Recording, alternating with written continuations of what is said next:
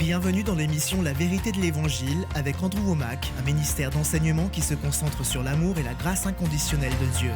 Lorsque vous êtes né de nouveau en Jésus-Christ, vous avez reçu en vous la provision à tous vos besoins. Et le reste de la vie chrétienne consiste à apprendre à se reposer dans ce que Jésus a déjà fait. Nous possédons déjà ces choses et nous devons nous reposer dans ce que Jésus a déjà fait. Et maintenant, voilà Andrew. Bienvenue dans notre émission La vérité de l'Évangile. Aujourd'hui, je continue à enseigner sur un sujet que j'ai intitulé « Vous l'avez déjà ». Et vous savez, on a beaucoup rigolé en pensant que les gens qui vont nous appeler demanderont « Je veux ce livre dont Andrew parle ». Et nos serviteurs de prière diront « Vous l'avez déjà ». Ils répondront « Ah bon, je l'ai » ? Non, mais nous vous l'enverrons. Eh bien, vous avez dit que je l'avais déjà. Enfin bref, vous l'avez déjà est le titre du livre et le sous-titre est « Alors cessez de courir après ». Ce que j'essaie de faire comprendre, c'est que Jésus a déjà tout accompli. Quand il a proclamé sur la croix « Tout est accompli », c'est qu'il a payé le prix. Notre victoire a été remportée, il est maintenant assis à la droite du Père et il ne guérit personne aujourd'hui. Il ne sauve personne aujourd'hui, il ne délivre personne aujourd'hui. Il l'a déjà fait il y a 2000 ans et tout ce que nous avons à faire, c'est de nous approprier par la foi ce que Jésus a déjà acquis. Et comprendre cette vérité change absolument tout. L'un des bénéfices, c'est de ne plus avoir ce sentiment de devoir faire quelque chose pour faire bouger Dieu. Non, Dieu a déjà anticipé tous les besoins que vous pouvez avoir. Et il a déjà pourvu avant même qu'un besoin se manifeste. La provision a été créée avant que le besoin n'existe. C'est énorme ce que je dis. Et pourtant, la plupart des gens n'arrivent pas à mettre cela en pratique dans leur vie quotidienne. C'est la raison pour laquelle je vous encourage à vous procurer cet enseignement. Parce que j'exprime cette même vérité de différentes manières, si bien que cela changera votre façon d'entrer en relation avec Dieu. Permettez-moi d'utiliser un exemple ici dans Genèse 1. Je ne vais pas prendre le temps de lire tout le chapitre, mais Genèse chapitre 1 est celui où Dieu crée les cieux et la terre. Il a créé la terre ferme, la lune, les étoiles. Il crée toute la végétation que nous avons sur la terre.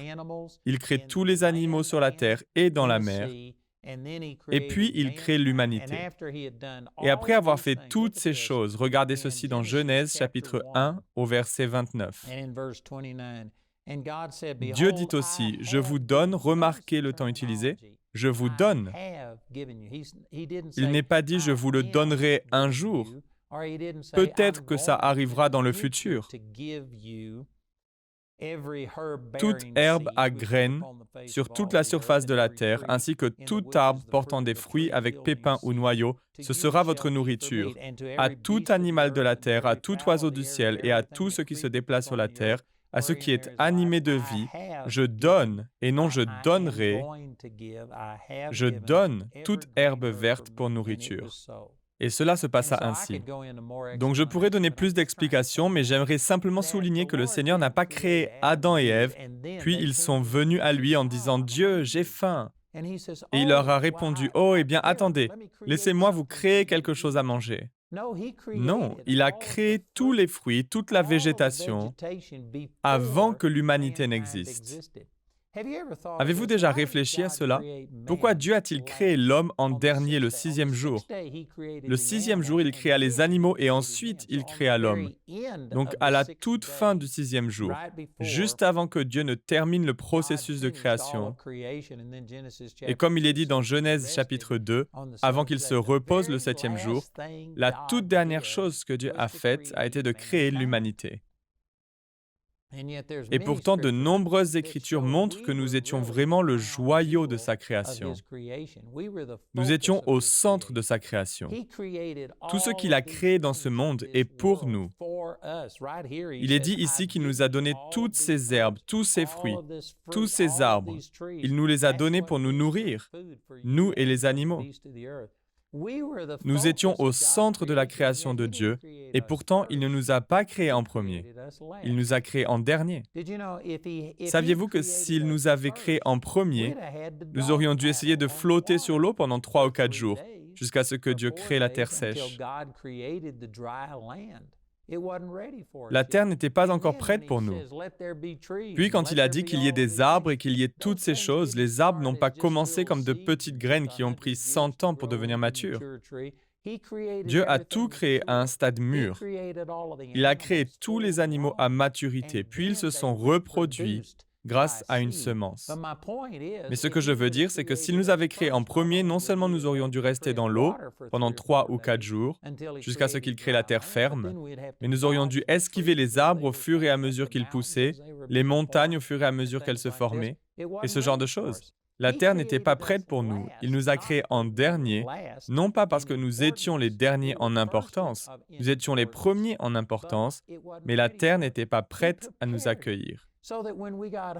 Il a tout préparé afin que lorsque nous aurions faim, il n'ait pas à dire « Oh, attends un peu, laisse-moi te créer quelque chose à manger ». Non, il a anticipé le besoin et il a créé une abondance de nourriture sur cette planète. Vous savez que nous sommes aujourd'hui plus de 7 milliards d'habitants sur la Terre et que Dieu n'a jamais créé de nouveaux aliments. Il n'a jamais créé de nouvelles sources de nourriture. Il a tout créé au commencement et cette terre fait vivre aujourd'hui plus de 7 milliards de personnes. Il a créé tout cela alors qu'il n'y avait qu'Adam et Ève. Il a créé un monde abondant. La création est surabondante, c'est simplement époustouflant. Il n'a pas attendu que nous ayons besoin de respirer et que nous le supplions, Dieu, je dois respirer. Je vais mourir si je ne respire pas pour créer l'air. Non, il a créé l'air et a anticipé nos besoins. Il a fait en sorte que les arbres absorbent le dioxyde de carbone que nous expirons. Cela les nourrit, puis les arbres produisent de l'oxygène. C'est ainsi que cet écosystème, la Terre entière, se reproduit et se nettoie elle-même. Donc Dieu a anticipé toutes ces choses.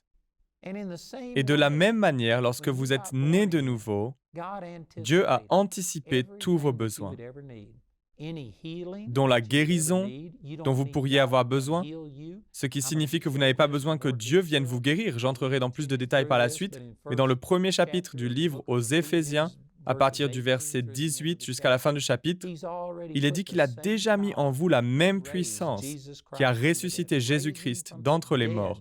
La puissance de la résurrection à l'intérieur de vous.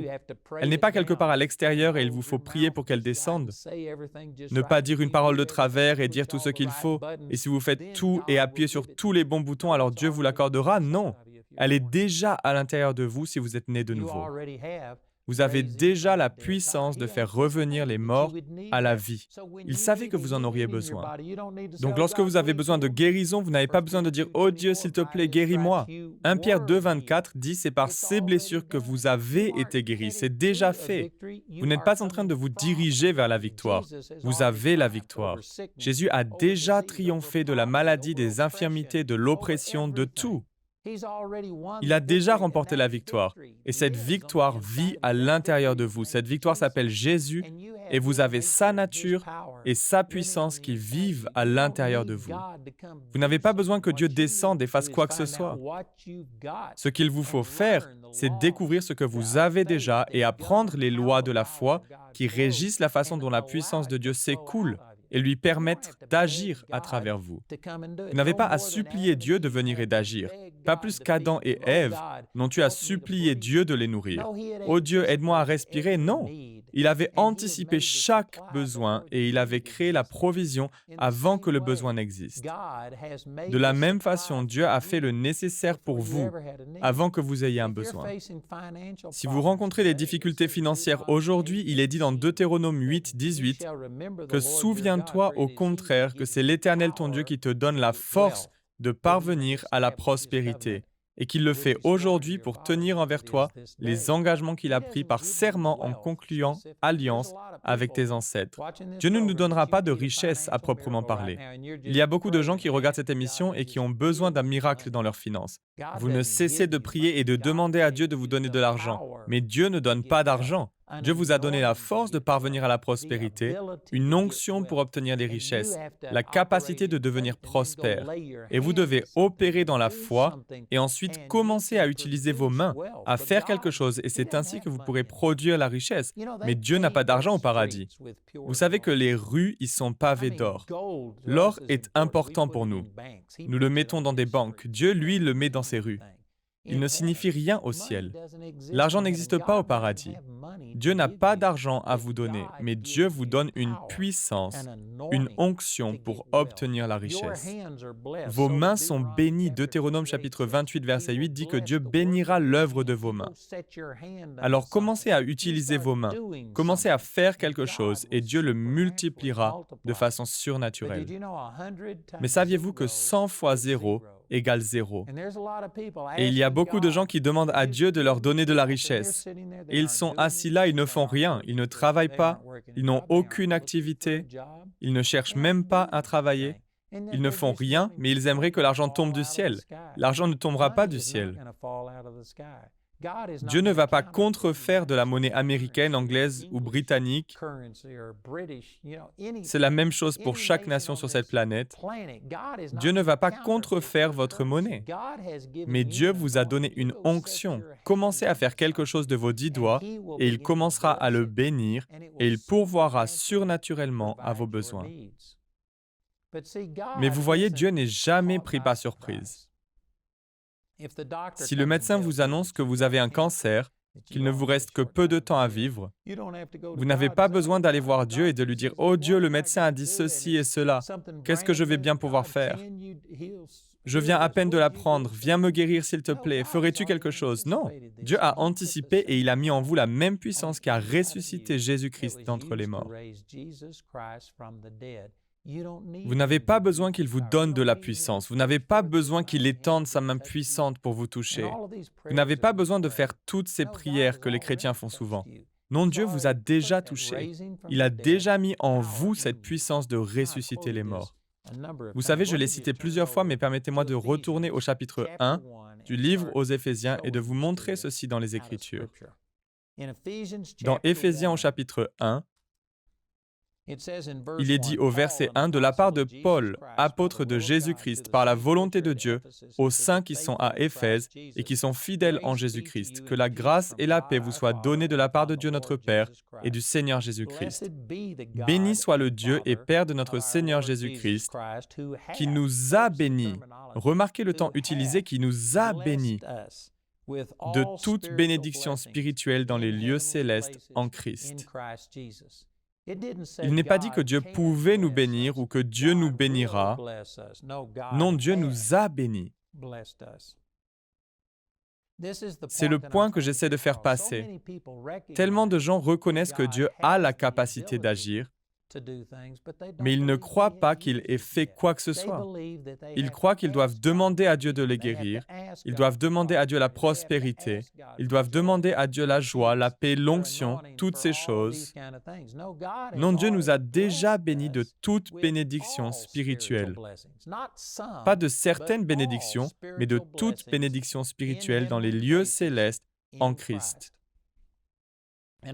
Et certaines personnes remettent en question ce que j'enseigne sur ce sujet en disant « Eh bien, ces bénédictions ne sont que spirituelles, il faut prier et demander à Dieu de les faire descendre dans le domaine physique. » Mais ce n'est pas ce qu'il est dit.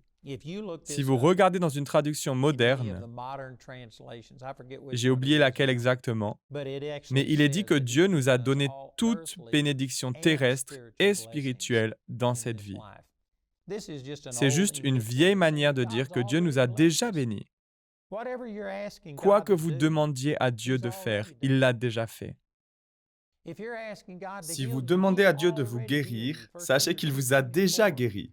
1 Pierre 2,24 dit « Lui qui a lui-même porté nos péchés dans son corps à la croix, afin que, libérés du péché, nous vivions pour la justice, c'est par ces blessures que vous avez été guéris. » Il n'est pas dit que vous alliez être guéri, que vous pouviez être guéri, qu'il est possible que vous soyez guéri un jour. Non, vous avez été guéri. Jésus a placé cette puissance de ressusciter les morts à l'intérieur de vous. Je vais continuer à parcourir Éphésiens chapitre 1, verset par verset, mais laissez-moi juste vous lire le verset 19, où il est dit que Paul prie pour que Dieu illumine les yeux de votre cœur, pour que vous sachiez quelle est l'infinie grandeur de sa puissance, qui se manifeste avec efficacité par le pouvoir de sa force envers nous qui croyons. Cette puissance, il l'a déployée en Christ quand il a ressuscité et l'a fait asseoir à sa droite dans les lieux célestes. Il prie pour que vos yeux soient ouverts, il ne prie pas pour que Dieu vous donne cette même puissance. Il prie pour que vos yeux soient ouverts à ce que vous avez déjà. Vous avez déjà la même puissance qui a ressuscité Jésus-Christ d'entre les morts. Cette puissance n'est pas quelque part à l'extérieur. Vous n'avez pas à prier et à demander à Dieu de vous la donner. Elle est en vous. Vous l'avez déjà si vous êtes né de nouveau. Si Jésus vit à l'intérieur de vous, il n'a pas seulement mis un tout petit peu de lui-même à l'intérieur de vous. Il n'est pas venu mettre une toute petite portion de lui dans votre vie. Jésus, dans toute sa puissance, avec toute sa capacité, vit à l'intérieur de vous.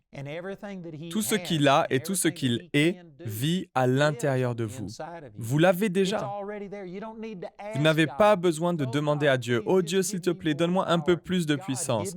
Dieu, donne-moi plus de foi. » Je vais enseigner sur ce sujet plus tard dans cette série. Mais vous avez déjà en vous la même foi que celle qui a servi à ressusciter Jésus-Christ d'entre les morts. Vous n'avez pas un problème de foi, vous avez un problème de connaissance. Vous ne savez pas ce que vous avez. Et c'est la raison pour laquelle la parole de Dieu est si importante. Nous devons la méditer, apprendre ces choses, découvrir notre véritable identité et ce que nous avons dans l'esprit. Mais vous êtes déjà bénis de toute bénédiction spirituelle dans les lieux célestes. Vous êtes déjà bénis. Et pourtant, combien de personnes prient « Oh Dieu, s'il te plaît, bénis-moi » Il y a des gens qui viennent à moi tout le temps. Pour une raison quelconque, il semble que les personnes en Afrique soient plus nombreuses à faire cela que les autres. Il est rare que je parle à un Africain qui ne me demande pas « Pourriez-vous me bénir ?» Et je leur cite toujours ce verset, que vous êtes déjà bénis. Que puis-je faire que Dieu n'a pas fait? Eh bien, je sais cela, mais pourriez-vous me bénir? Et vous savez, je comprends ce qu'ils veulent dire, mais c'est vraiment une mauvaise attitude. Quand vous me demandez de vous bénir, que puis-je faire que Jésus n'a pas déjà fait? Vous êtes déjà bénis. Et pourtant, la plupart des gens pensent avoir besoin d'une bénédiction de Dieu. J'ai besoin que Dieu me touche. J'ai besoin que Dieu me donne plus. Je rencontre tout le temps des gens qui disent « Plus Dieu, plus, oh Dieu, donne-moi plus ». Il est vrai que vous pouvez expérimenter plus que ce que la plupart d'entre nous expérimentons. Mais Dieu ne peut pas vous donner plus. Quand vous priez « Oh Dieu, j'ai besoin de plus de toi », sachez que vous ne pouvez pas avoir plus de Dieu. Vous avez la plénitude de la divinité qui habite en vous. C'est ce qui est dit dans Colossiens chapitre 2, versets 9 et 10. Et vous êtes complet en lui. Vous n'avez pas besoin que Dieu vous donne plus. Où Dieu va-t-il aller pour trouver ce plus que vous réclamez?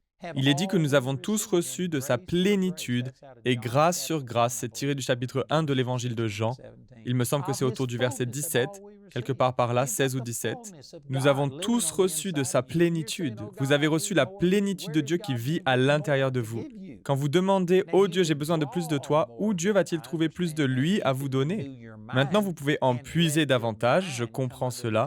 Vous pouvez renouveler votre pensée et placer votre pensée sous le contrôle de l'Esprit et vous pouvez expérimenter plus de Dieu. Vous pouvez aussi manifester plus de Dieu. Il y en aura toujours plus parce qu'aucun d'entre nous n'a expérimenté la totalité de ce que Dieu nous a donné. Mais si vous dites « Oh, j'ai besoin d'une bénédiction, j'ai besoin de plus de toi. Oh Dieu, donne-moi plus de foi, donne-moi plus de joie. » Alors que la Bible dit dans Galates 5, 22 que vous avez l'amour, la joie, la paix. Vous avez déjà la joie. Dieu n'a pas davantage de joie à vous donner. Il n'a pas davantage de grâce à vous donner. Il n'a pas davantage de paix à vous donner. Maintenant, vous pouvez expérimenter plus de grâce, plus de foi, plus de joie, plus de paix à l'œuvre en vous en renouvelant vos pensées et en vous soumettant à l'Esprit. C'est l'objet de cet enseignement. Nous pouvons régler notre récepteur sur Dieu afin de recevoir ce qu'il nous a déjà donné, mais vous n'avez pas besoin de supplier Dieu pour qu'il vous en donne plus. Vous devez découvrir ce que vous avez déjà reçu et commencer à l'utiliser. Je sais que cela va complètement à l'encontre d'une majeure partie de ce qu'enseigne le christianisme aujourd'hui. La plupart des chrétiens se lamentent en permanence. « Oh Dieu, je ne suis rien, je n'ai rien, je ne peux rien faire, mais je sais que tu peux tout faire. Pourrais-tu, s'il te plaît, faire quelque chose? Viens me toucher et libérer ta puissance. Viens guérir mon corps, je t'en prie, envoie-moi une bénédiction financière. » C'est là qu'en sont la plupart des chrétiens. Et pourtant, ce n'est pas ce que Paul enseigne.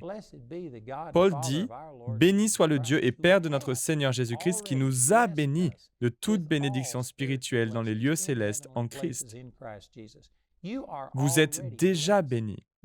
Mais c'est dans votre esprit. Ce n'est pas dans votre âme. Ce n'est pas dans votre corps. Vous devez y puiser. Et comment extraire ce dont vous avez besoin? Vous devez d'abord croire que vous l'avez déjà.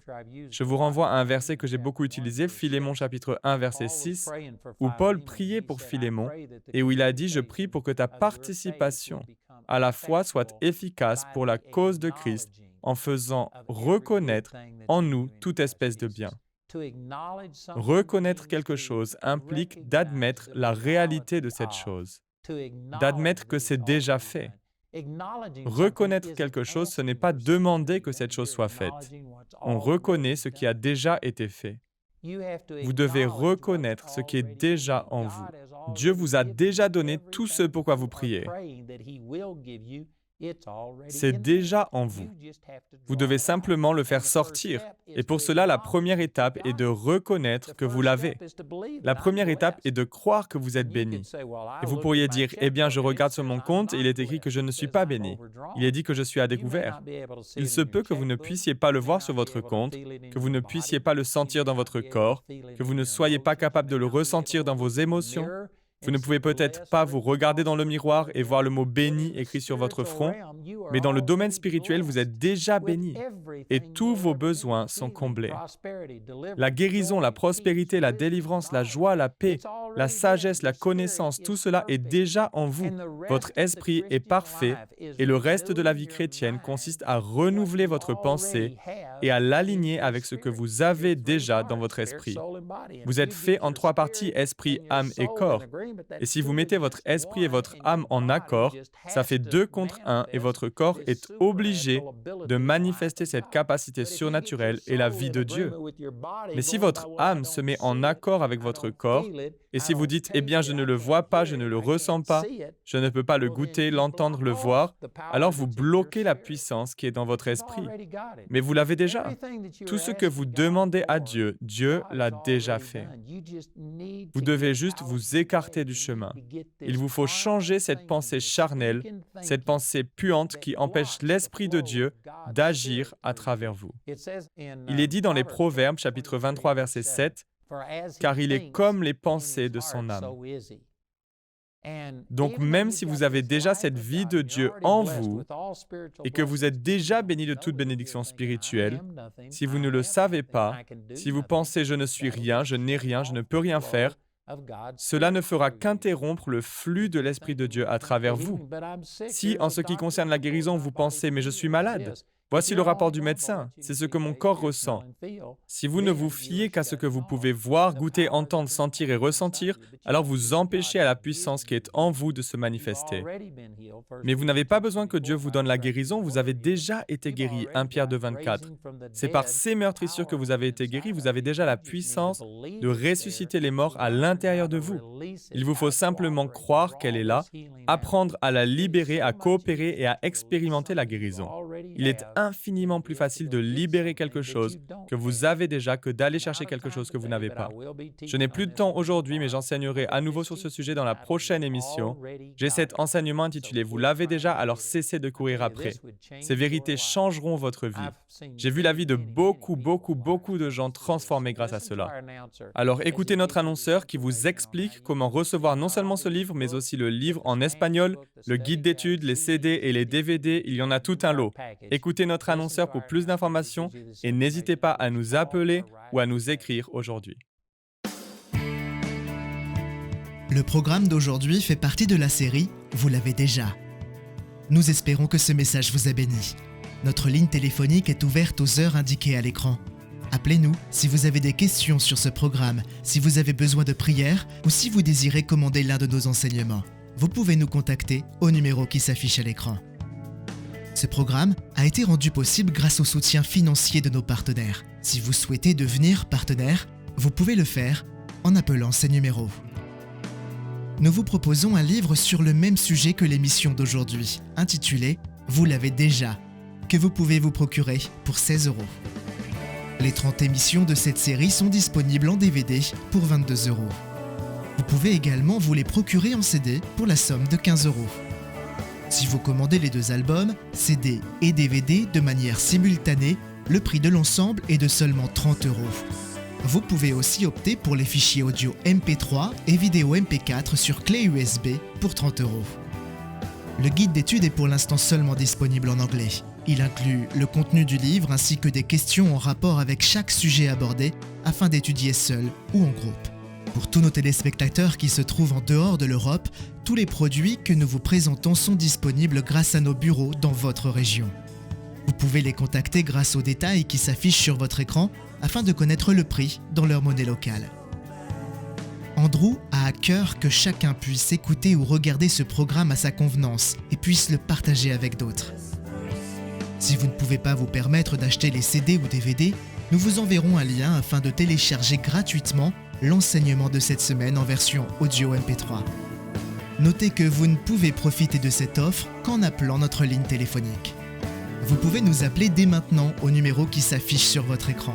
Nous nous ferons un plaisir de répondre à vos questions, de prier avec vous ou de vous aider à commander l'un de nos enseignements. Notre ligne sera ouverte pendant les heures inscrites à l'écran. Nos opérateurs téléphoniques répondront en français ou en anglais selon les informations qui se trouvent sur cette annonce. Toutes les ressources d'Andrew en français se trouvent dans les boutiques en ligne des sites internet de nos bureaux affichés à l'écran. Vous pouvez également nous joindre par email en français et en anglais aux adresses qui s'affichent sur votre écran. Nous espérons avoir de vos nouvelles. La prochaine fois, dans la vérité de l'Évangile, Dieu veut être le refuge et la forteresse de tout le monde. Mais tout le monde ne le reçoit pas, tout le monde ne le dit pas, tout le monde ne coopère pas avec ce que Dieu veut faire. Et ça fait vraiment toute la différence de comprendre ce que vous avez reçu. Dieu nous a déjà donné tout ce qui est nécessaire à la vie et à la piété en nous faisant connaître celui qui nous a appelés par sa propre gloire et par sa force. 2 Pierre chapitre 1 verset 3. À nouveau, Éphésiens chapitre 1 verset 3. Béni soit le Dieu et Père de notre Seigneur Jésus-Christ, qui nous a bénis de toute bénédiction spirituelle dans les lieux célestes en Christ. En lui, Dieu nous a choisis avant la création du monde, pour que nous soyons saints et sans défaut devant lui. Remarquez qu'il nous a choisis. Il y a beaucoup de chrétiens qui ont cette attitude et qui disent « Oh Dieu, je sais que tu bénis les gens, je sais que tu utilises les gens. Pourrais-tu m'utiliser, s'il te plaît? Oh Dieu, s'il te plaît, utilise-moi, choisis-moi. » Et ils ne font que supplier Dieu. Je sais que lorsque je me suis tourné vers le Seigneur pour la première fois, j'avais un désir ardent à l'intérieur de moi de partager avec tout le monde les choses qu'il avait faites dans ma vie. Et je priais tout le temps. « Oh Dieu, utilise-moi, Dieu, utilise-moi. » Et un jour, le Seigneur m'a parlé et m'a dit « Je t'utiliserai dès que tu seras utilisable. » Il m'a dit « Arrête de prier en disant « Dieu, utilise-moi », mais prie « Dieu, rends-moi utilisable. » Et puis j'ai compris que la seule raison pour laquelle j'avais envie que Dieu m'utilise, c'était parce que Dieu avait placé ce désir en moi. Si une personne est livrée à elle-même, si elle est dans la chair, elle ne voudra pas que Dieu l'utilise. La nature humaine pécheresse ne nous motive pas à être utilisés par Dieu. Rejoignez-nous pour plus d'émissions La vérité de l'Évangile.